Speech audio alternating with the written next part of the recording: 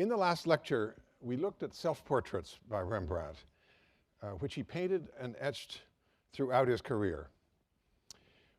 We saw that he presents himself in many different guises, from a gifted young melancholic to a self-assured Renaissance man to imposing and unsparing old master. Today I'm going to talk about this famous picture and about Rembrandt's later career, in particular the works that were actually commissioned by his various patrons. Today we're going to deal with just one decade, beginning in the mid-1650s, when he was a great celebrity in the Netherlands, and mostly on account of his etchings, famous all over Europe as well. For Rembrandt, this is a period of financial and personal troubles that hardly surface in his work. At a time when he made some of his most wonderful pictures for clients who understood his strengths. First, I'd just like us to look at the image on the screen and a few details I'll show you for a minute or two, and then I'll start talking again.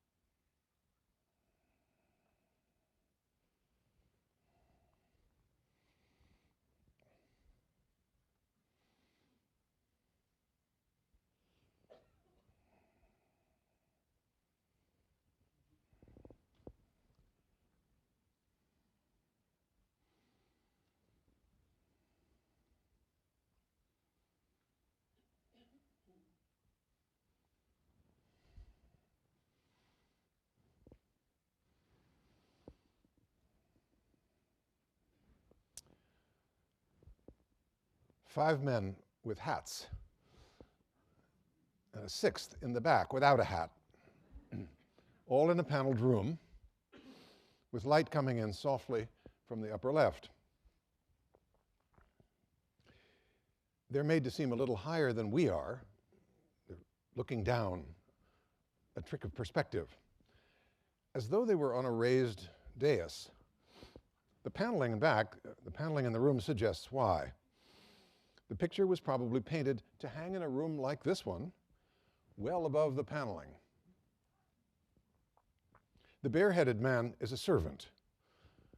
Gentlemen keep their hats on indoors, and these are not just any gentlemen, these are officials of the Amsterdam Guild of Drapers, cloth merchants, whose duty was to grade and certify the quality of cloth produced in Holland or imported. A tedious work, you might think. But it was important. The cloth trade was a huge moneymaker in the Netherlands. And a lot of money and prestige rode on their judgments. Tedious to paint their portrait, you might think, kind of like photographing the Supreme Court justices or the LA County Board of Supervisors. But Rembrandt created a kind of variety and excitement and even surprise. The row of their heads isn't even, but it's irregular. The poses are not easy, but attentive, as though we needed to be assured of the reliability of these men. Their sober, identical costumes elevate them socially and unify them. The man in the center has the book open, and with his hand gesture, he seems to ask us to inspect it. These men aren't there as a collection of mere individuals, but they're there as a group charged with a shared public responsibility. They're shown as serious men. Serious, but not to be confused with gloomy or moody. In fact, their emotions were of absolutely no consequence to the people for whom the picture was painted, and the people for whom the picture was painted to impress. Nevertheless, there are some powerful individual portraits, maybe none more than the man who stands or is actually in the act of rising. This gives a kind of urgency to the portrait. His name is Volkert Jans, and Rembrandt wanted to get him right, as you see from the drawings he made for the painting. The messy drawing on the left was an attempt to try out poses for the trio at the left side of the picture. Volkert Jans stands in the middle and looks down at the book. Then at the right-hand drawing, Rembrandt had a better idea. Volkert would look at the viewer. Then, while he was painting the picture, he changed it again. The X-ray shows multiple heads, as you see, all across, a few more than we see now. And second from the left, there's Volkert standing, but we also see to the left of him a dramatically rising figure we have now. The rising figure was painted over the standing one, but it's visible in the X-ray because there's a lot of lead white in it, and lead is mostly what blocks X-rays and shows up on the film. Rembrandt does something here that no painter of a Dutch group portrait had ever thought to do. And by now, there were many dozens of group portraits painted. That is, he makes everybody look at us. That gives a concentration and a connection to the viewer that not even Rembrandt had tried to achieve in his breakthrough commission just 30 years later, the members of the Surgeons Guild being taught anatomy by Dr. Nicholas Tulp. A couple of men in the back look out at us, but the others look towards their teacher, or the cadaver, or the book at the lower right. Each of the things involved in what this picture is about, which is the transmission of knowledge. This painting is about accountability. Accountability to the guild for exercising expert judgment, and responsibility to society for the quality of the goods that were a commodity essential to Dutch prosperity. They present themselves as incorruptible. None of them evades our glance. In fact, they do the opposite.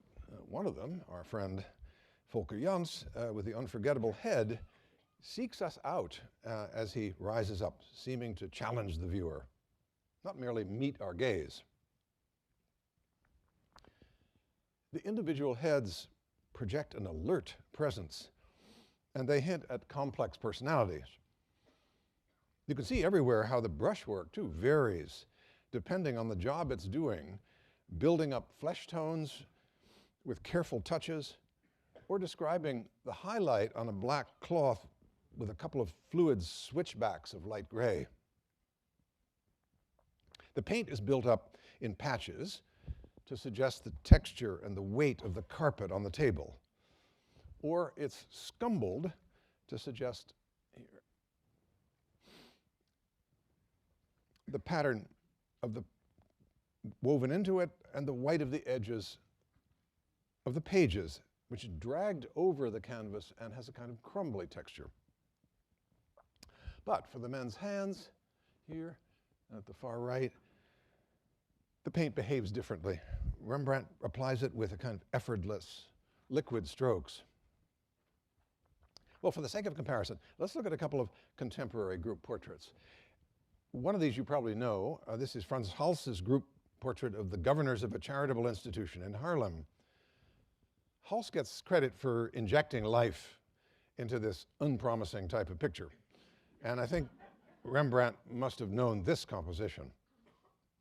Rembrandt must have liked the way that Hals gave that irregularity to the spacing of the men's bodies and their heads, but he kept everybody behind the table, and he changed the action, Rembrandt did, directing it at us, at the viewer. And of course, Hals painted as differently as you can imagine, giving an illusion of three dimensions here with broad areas of light and shadow, painting wet paint into wet paint, leaving the marks of the brush visible. Rembrandt's buildup of paint is thicker in places, richer, more translucent, more varied. This is a way of working that he taught his pupils, such as Ferdinand Bol, who became very good at it. But then, in the 1640s and 50s, when taste changed toward a more smooth and blonde and elegant painting style, Bol went with the new taste, which is where the patronage lay, and he prospered, while Rembrandt went on in his own direction, as you'll be seeing. Bol helps you appreciate what Rembrandt did with the formula. Where Bol cropped the scene close, Rembrandt lets his breathe in a bigger room. Where Bol has his men doing the conventional thing, looking every which way, Rembrandt gives the action more cohesion. Here are three men at the far left, three from each of the pictures. Hals on the far left is consistently fluid. Rembrandt at the right, rough and vibrant. Bol in the middle, smooth, with taut skin and well-groomed hair. The features of Bol's men are sharp, and the likenesses are actually probably good, but there's not much complexity evident in those faces. Nevertheless, his lighter and tighter portraits of people who look more suave and better mannered were evidently better able to project the self-images of that upper bourgeoisie and regent class that he served. Rembrandt bucked that trend in the 1650s, right through to the end of his life. Despite that, there were important patrons for him. After the Night Watch, and before the Syndics of the Drapers Guild, there had been another group portrait. In 1656, the Surgeons' Guild of Amsterdam commissioned another anatomy lesson with members looking on, this time conducted by Dr. Johan Deman. This is what you see exhibited in the Rijksmuseum, all that's left after a fire in 1723. Well, luckily, Rembrandt made a drawing of it, complete with an elaborate frame,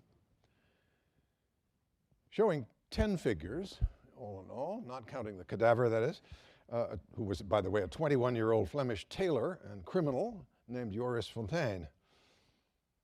And there are indications in the drawing above that there was a great high room with her arched ceiling. Here's the drawing with the surviving fragment outlined to show you how much was lost. What we have left here is an attendant surgeon, Dr. Gijsbert Kalkoen, in an elegant pose, holding the top of the skull that Dr. Deman has removed before he began to dissect the brain with his skilled hands. And we have the stunningly foreshortened body, which recalls many Renaissance exercises in perspective, starting with Mantegna's Dead Christ, which Rembrandt probably didn't see, but the chances are better that he came across this contemporary Italian etching and took up the challenge. Rembrandt's composition at the left here at the bottom was symmetrical, his picture space high and shallow, both reflecting the interests he had in the classicism of the High Renaissance, and very different from the anatomy lesson of Dr. Tulp here, which is irregular and agitated. Both these pictures hung in the Guild headquarters, up there called the Waag, a repurposed medieval gate serving as a weighhouse then, and now quite a nice cafe. Rembrandt's third public commission in these last years was the largest and the most prestigious and the most conspicuous of all. It came at about the same time as the commission for the Drapers Guild, but it was very different. It was literally history painting, that is, picturing a historical event, this one described in the histories of Tacitus. I'm showing you a picture taken when it was lent to the Rijksmuseum to give you a sense of the scale. The figures are over life-sized. The painting is now in Stockholm, where you can see it much better than Rembrandt's audience ever did. The subject is the oath-taking of the ancient Batavians, the ancestors of the Dutch, who were a Germanic tribe living along the Rhine during the Roman occupation of their territory. They were barbarians, as the Romans called them. The Batavians were incited to rebel by a Romanized German warlord called Gaius Claudius Civilis. They met in a sacred grove in 69 AD, and they heard Civilis give a fiery speech.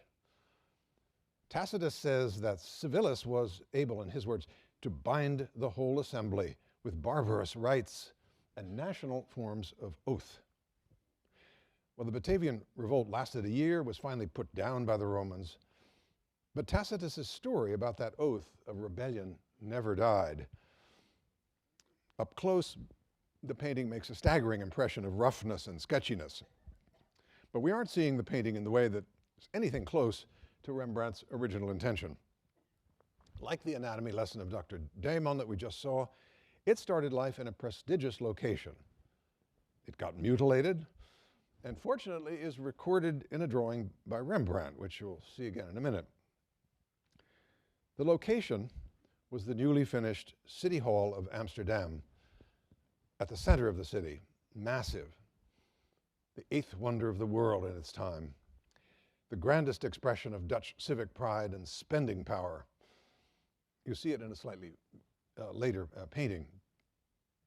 Since Napoleonic times, it's been the royal palace and still is the center of the city.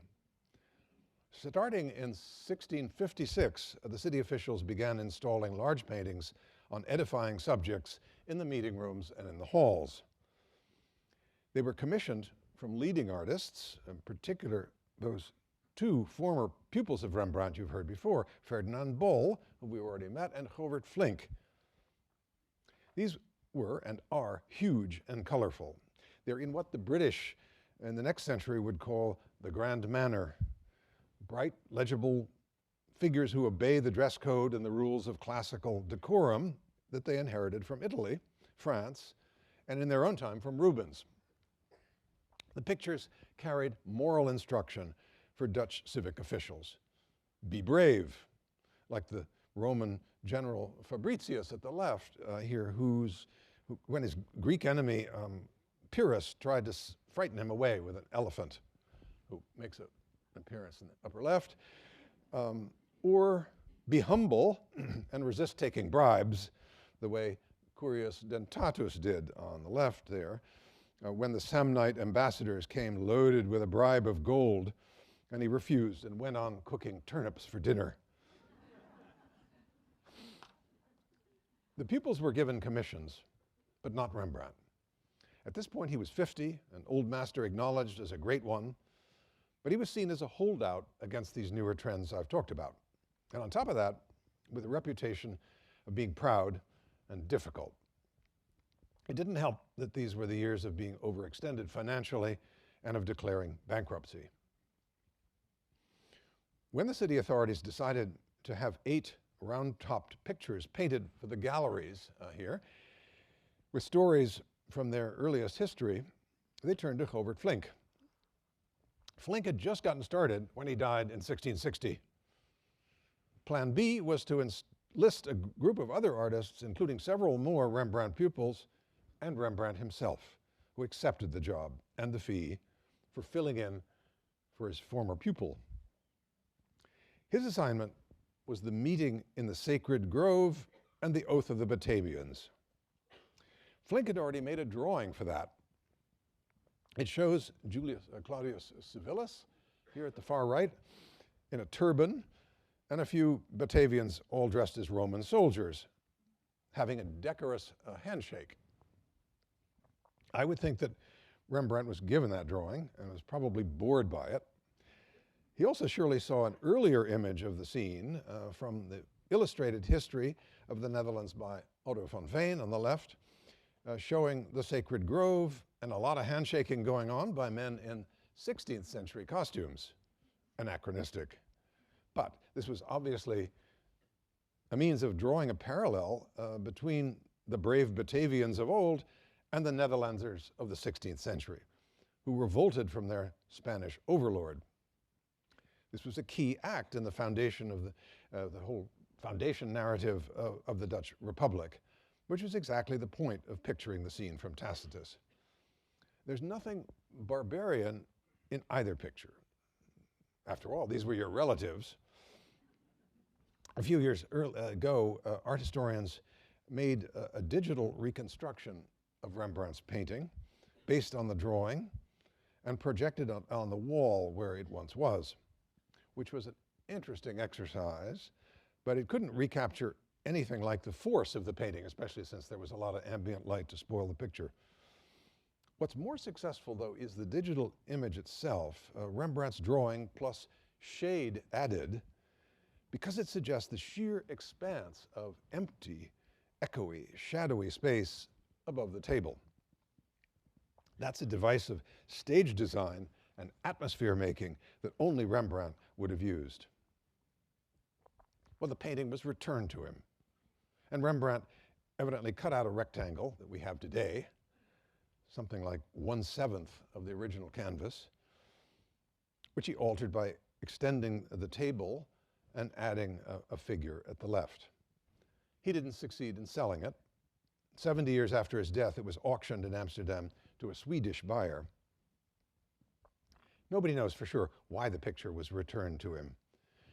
There are a few likely reasons. One is that the size of the figures here in relation to the whole area of the picture is a lot less in relation to that of the other paintings in the series, which is true, but sounds more like a rationalization than the principal reason.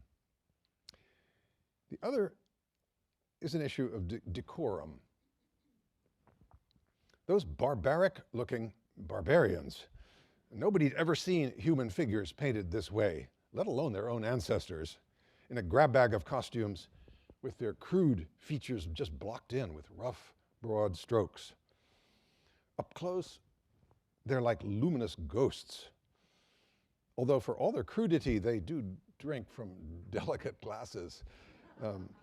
These Batavians are definitively barbarians, none more than their leader. He doesn't lead them in handshakes. The oath is taken upon swords, a clear promise of bloodshed.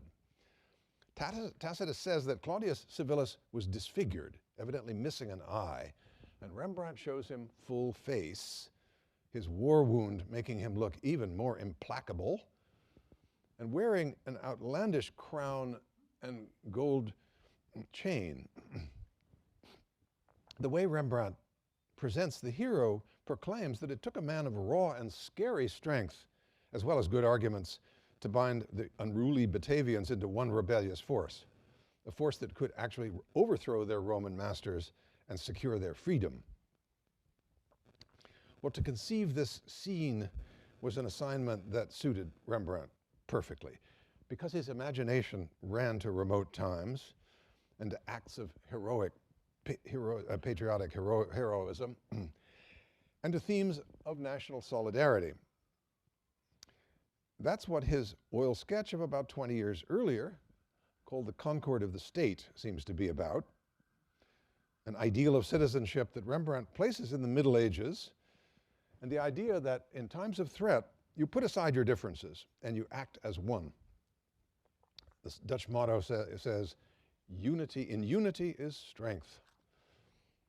And this is the message, too, of Rembrandt's group portrait of Amsterdam militiamen, mostly businessmen and tradesmen, wearing old-fashioned military gear, whom Rembrandt imagines are acting as latter-day knights in the service of their city, marching out.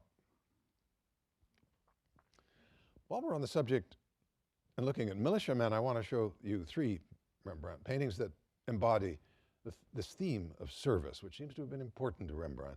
The first is the portrait of a 50-year-old man with a sympathetic face and a glorious gilt sash. He holds the staff with the flag of a militia company.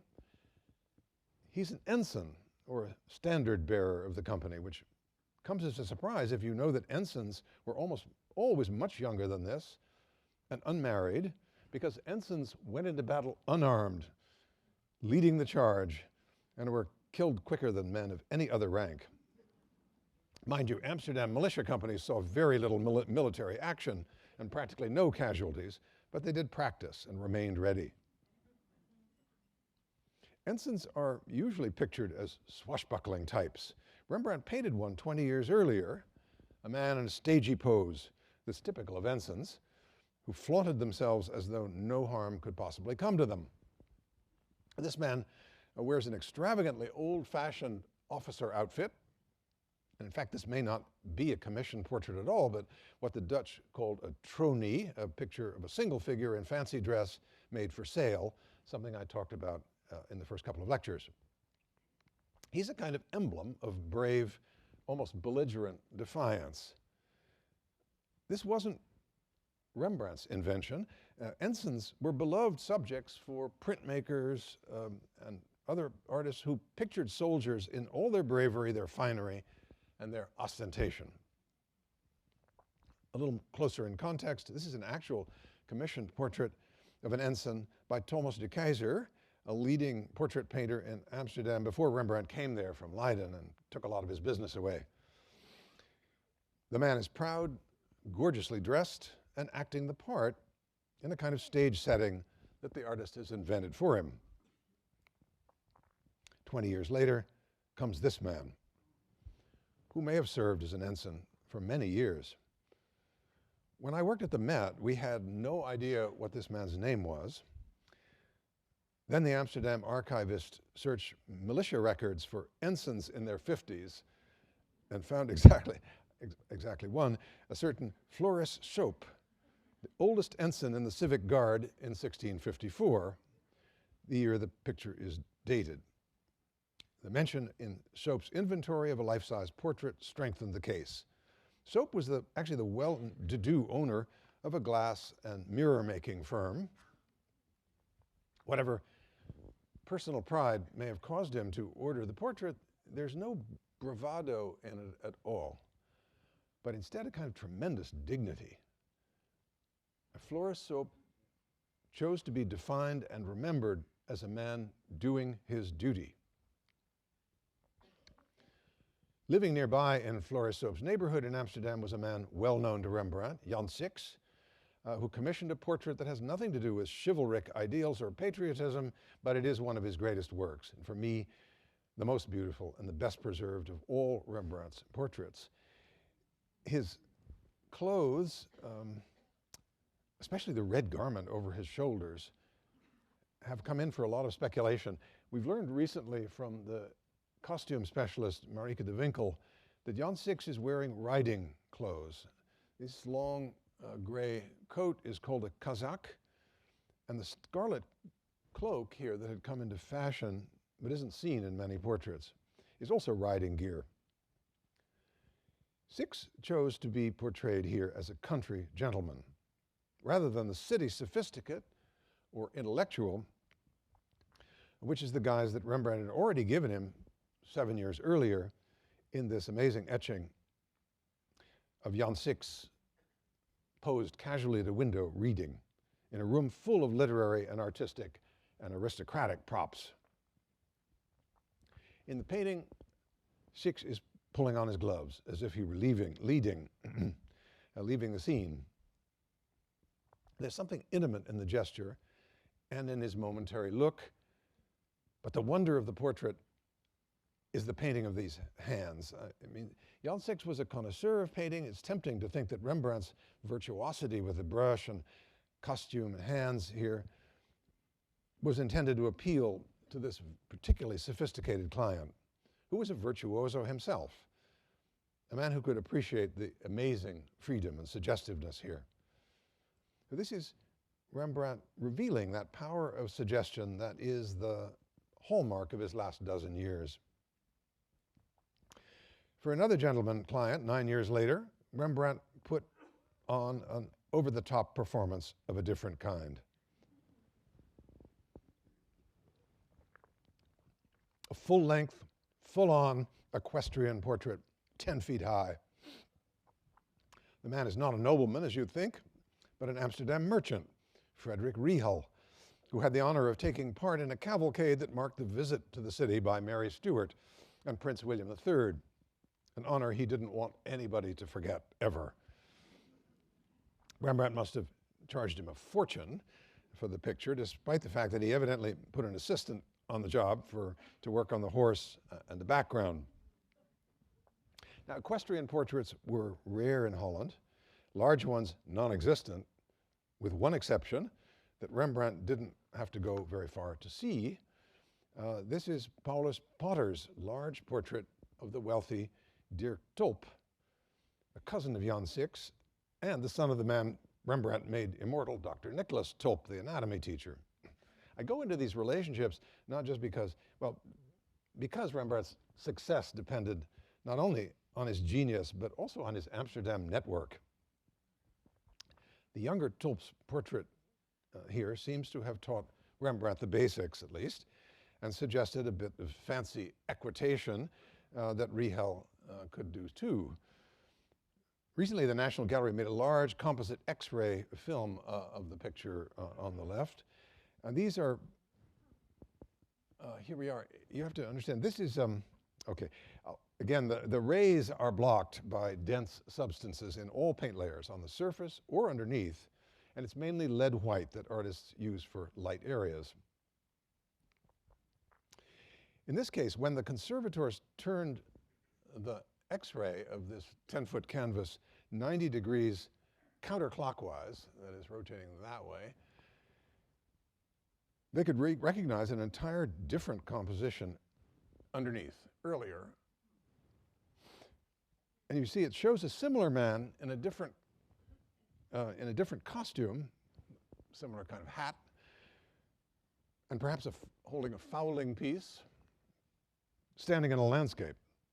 So evidently, Rihel had Rembrandt paint him in a conventional setting, a landscape, and then Rihel, or both of them, had a bigger idea for Rihel to mount up, and Rembrandt obliged, saving a lot of money in the process by using the same canvas over again. The painting has darkened more than most, so we can't see the background very well, and the horse is probably finished, as I said, by a studio hand, but the rider is absolutely superb, with a gorgeous costume, embroidered with gold, lots of white linen, feathers in his hat, and an expression of calm mastery. Rihel sits a horse that's performing under his total control. And in doing that, he displays the gentlemanly ideals of virtuosity, ease, and self-discipline. Back to a related ideal and the theme we encountered in the Oath of the Batavians, courage and patriotism in the defense of one's people. In the mid-1650s, Rembrandt painted this famous enigma, showing a young horseman armed to the teeth. His weapons and clothing identify him as Polish. For a long time, it was assumed that it was a commissioned portrait of a particular Polish man, unknown, but there's no evidence for that, and it doesn't conform to the traditions of equestrian portraiture. Various allegorical readings have been proposed, and all of those, the most persuasive and durable was published in a famous article by my teacher, Julius Held. Held argued that the young man was an imaginary Polish soldier who was meant to be seen as a latter-day Christian knight.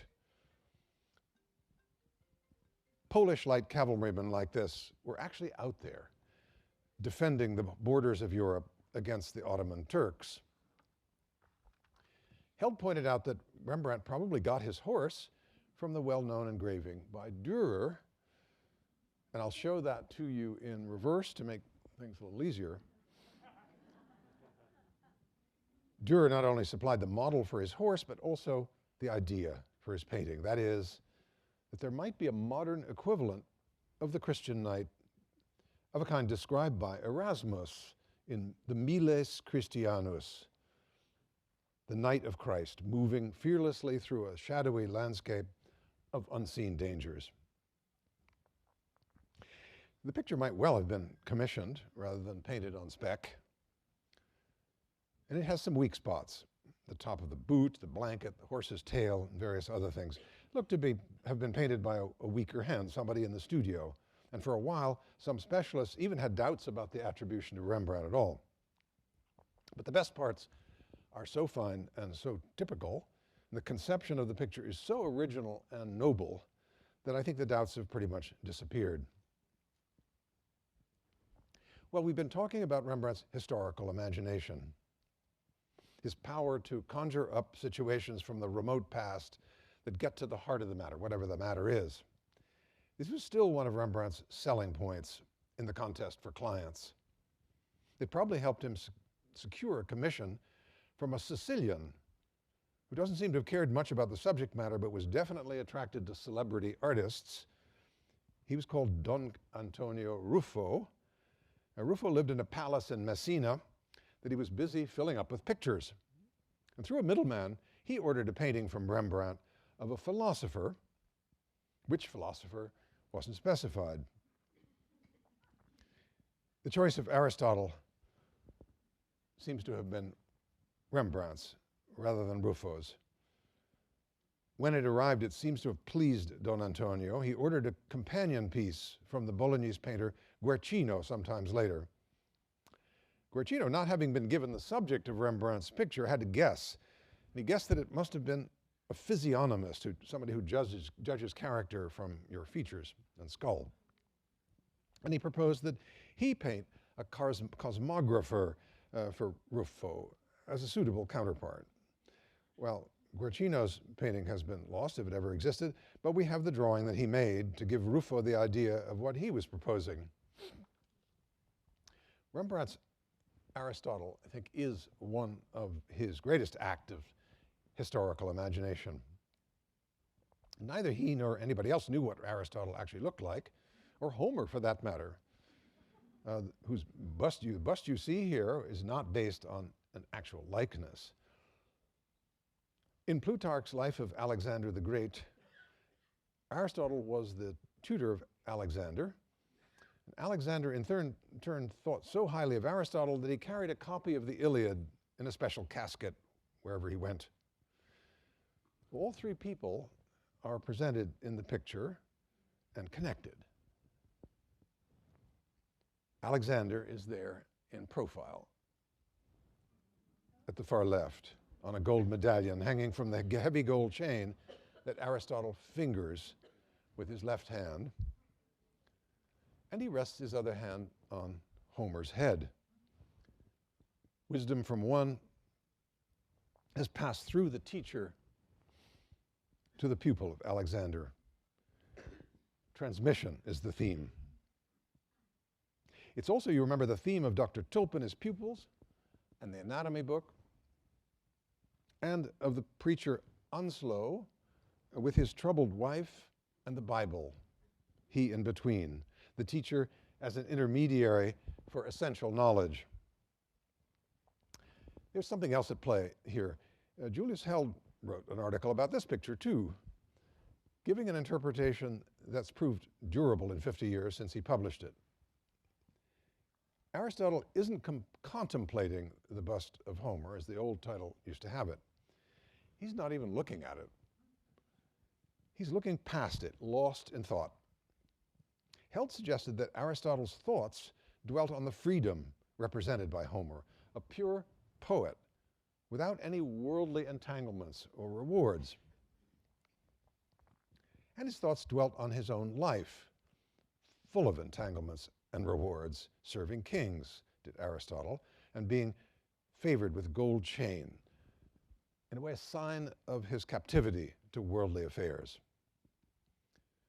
The picture shows an eminent man pondering the price he's paid for his place in the world. The action here is purely mental and emotional. We read that in his hands and his weary face, his shadowed eyes, and in the atmosphere in the room, which Rembrandt creates with the play of light. That light, of course, is entirely an illusion. There's no light, it's just paint.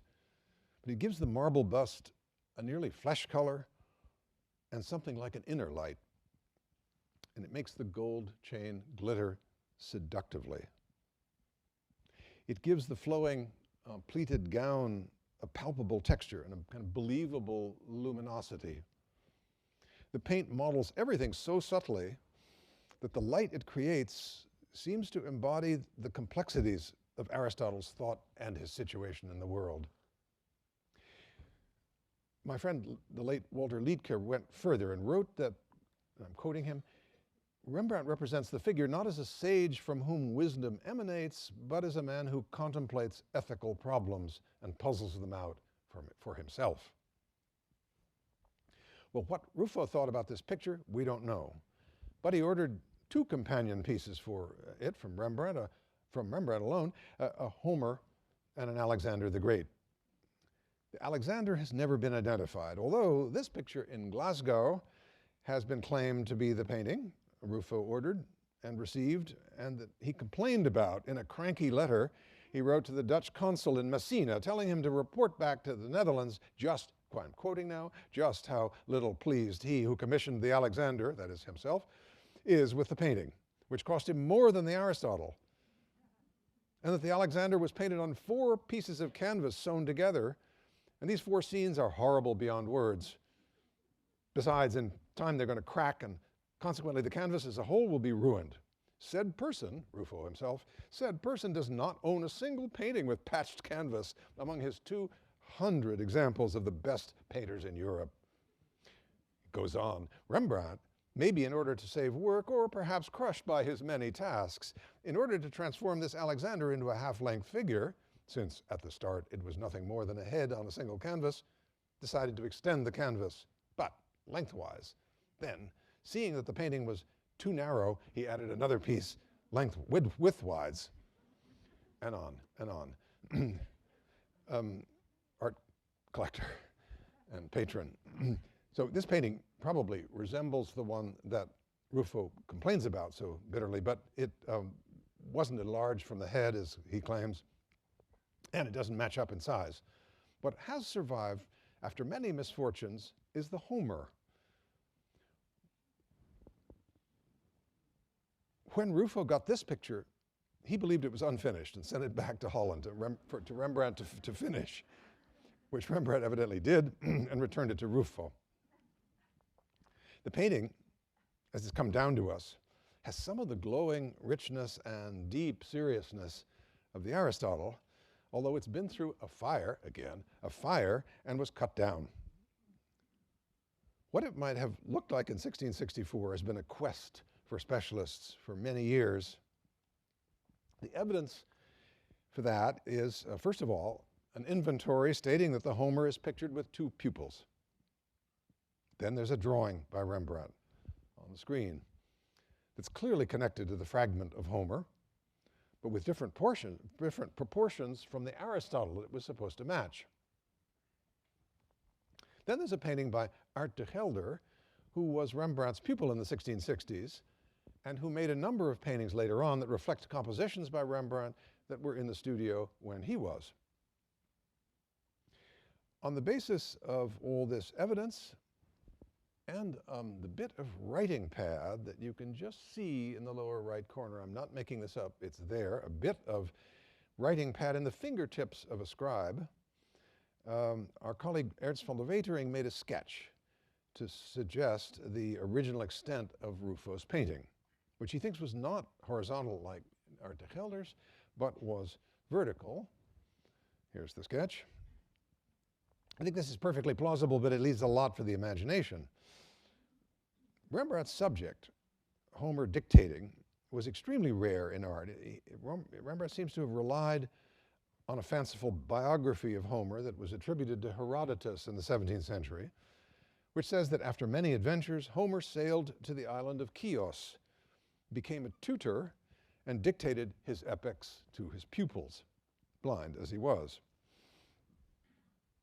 Even now, after such serious mutilation, the figure of Homer glows with a sort of soft, mystical light.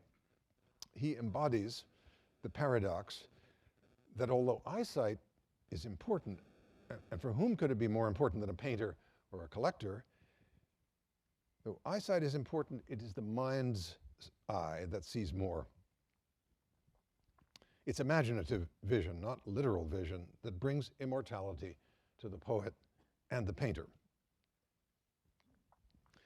I'm going to end this talk about commissions in Rembrandt's last years with some clear proof that he had admirers in high places.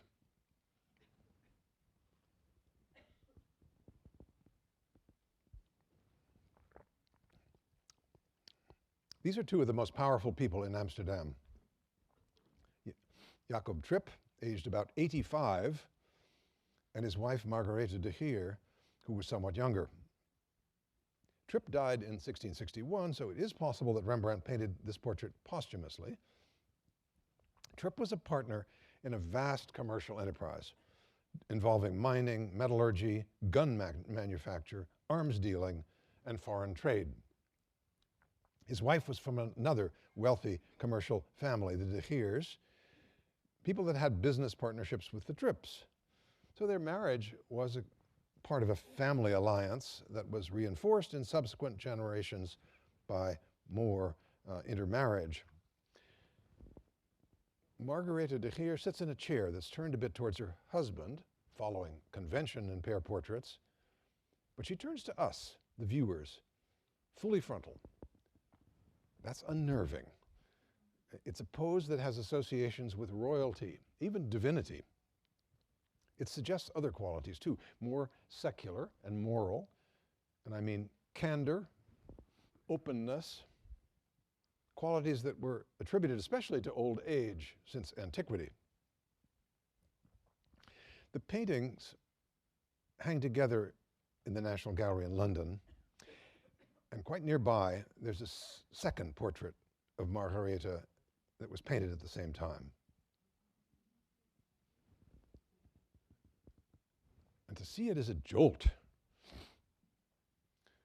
because in the small one, the raking light reveals her loose flesh and her toothlessness. There's a debate over whether Rembrandt made the small picture as a study for the larger one or as an independent work of art of a more convenient size. I'm inclined to think it was a sketch or a trial intended for the large picture, and that as he got her features right, he had a different idea, possibly suggested by Margarethe de Geer herself, to change the pose, change the lighting, and transform an image of frailty and vulnerability into one of strength and vision. In the detail on the right, seen head on, her collapsed mouth is no longer her main feature. The relief of her face is lower, less emphatic, and it casts gentler shadows. Her cap is wider, and there's more hair in front of it, making a symmetrical form that conveys something like majesty. The great big ruff that she wears in both was already old-fashioned, 20 years before this. But many older women stuck with it, and making a virtue out of ignoring fashion.